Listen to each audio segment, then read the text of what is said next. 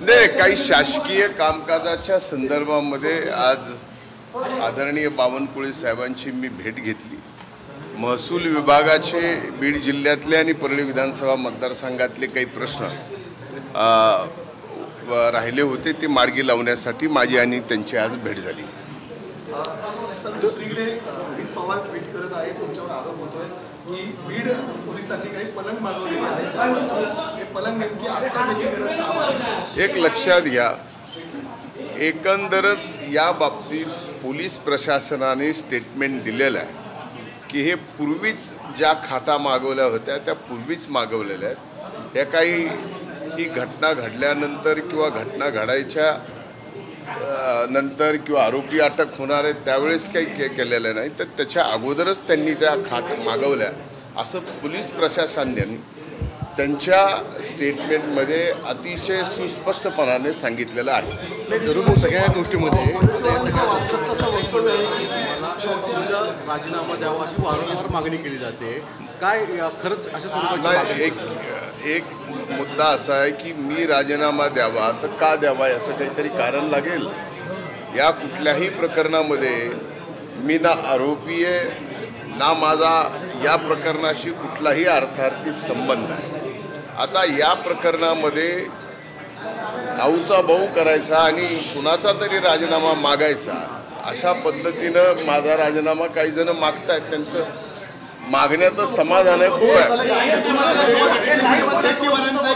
वडेट्टीवारांचं वादग्रस्त वक्तव्य आहे की छोट्या आकाला कुठेतरी एन्काउंटर केलं जाऊ शकतो मोठ्या आकाला वाचवण्यासाठी, त्यामुळे छोट्या आकाला वाचवण्याची गरज आहे असं ते बोलतात। नाही, तसे माननीय विजय वडेट्टीवार बोलायला हुशार आहेत, पण अशा पद्धतीचं छोटा आका आणि मोठा आका हे पहिल्यांदाच तुमची सर्वांची भाषा मी आज ऐकतोय का कुणाचा एन्काउंटर आणि कुणाचा काय, हे अशा गोष्टी नाही आहेत।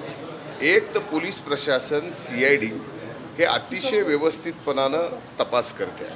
आमच्या दृष्टीनं दिवंगत संतोष देशमुखची जी हत्या झालेली आहे आणि ज्यांनी हत्या केलेली आहे त्यांना फास्ट ट्रॅक कोर्टामध्ये नेऊन फासावर चढवणं हा सगळ्यात पहिला उद्देश आमचा या प्रकरणामध्ये आहे।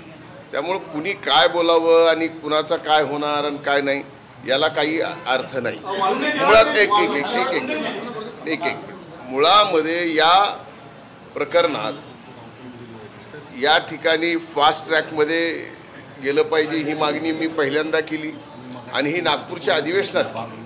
त्यामुळं लगेचच चार्जशीट या ठिकाणी राहिलेले जे काय आरोपी आहेत ते अटक करून लगेचच चार्जशीट दाखल करावी आणि फास्ट ट्रॅक कोर्टामध्ये या हत्येकरांना फाशीची शिक्षा मिळावी।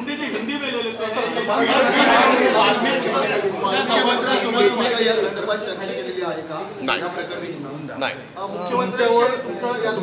तुमच्याकडे व्यक्तिगत वाल्मिक कराड आणि तुमचे जवळचे संबंध आहेत, जर तुम्ही मंत्री म्हणून राहिला तर या तपासावरती दबाव येऊ शकतो असं विरोधकांचं म्हणणं आहे, त्यामुळे तुम्हाला मंत्रिमंडळातून बाहेर काढा अशी त्यांची मागणी आहे। या मागणीकडे कसं पाहता? एक लक्षात घ्या, म्हणूनच हा तपास CID कडे दिलेला आहे। हा तपास न्यायालयीन पण होणार आहे, त्यामुळं त्या तपासाशी कुठल्याही प्रकारचा प्रभाव मी मंत्री म्हणून राहून होऊ शकत नाही। म्हणूनच या ठिकाणी CID, SIT आणि न्यायालयीन ह्या तिन्ही प्रकारच्या चौकशा या ठिकाणी चालू आहेत। पालकमंत्री करू नये म्हणून या सगळ्या गोष्टी घडतायत का? एक लक्षात घ्या, याच्यात का घडतं हे आम्हाला कळण्यापेक्षा माध्यमांना जास्त अगोदर कळतं। आता या बाबतीमध्ये का घडावं, या बाबतीत मीच पालकमंत्री, मीच मंत्री, मीच का नसावं, हे जे विरोध करणारे लोक आहेत आपण त्यांना प्रश्न विचारले तर अधिक सर्वपक्षीय आमदार एकवटतात, त्याचं नेमकं मुख्य कारण काय? एक लक्षात घ्या की सर्वपक्षीय आमदारांनी एकवटावं, हे एकवटणं एका निर्गुण हत्येच्या बाबतीमध्ये झालेलं आहे। त्यामुळे ते काही चुकीचं झालं असं मला म्हणता येत नाही, कारण ती घटना अतिशय दुर्दैवी आहे आणि त्या घटनेमध्ये जे कोण दोषी असतील त्यांना फाशी व्हावी हीच भूमिका तिथं सर्वांची। नाही,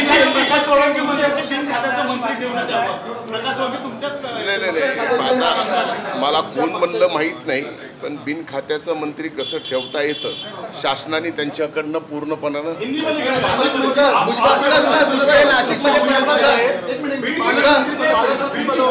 सर्वपक्षीय आमदार म्हणतात की मुख्यमंत्री किंवा अजितदादांनी बीडचं पालकमंत्रीपद घ्यावं. या बाबतीत जे निर्णय घेतील ते आमचे नेते आदरणीय अजितदादा घेतील.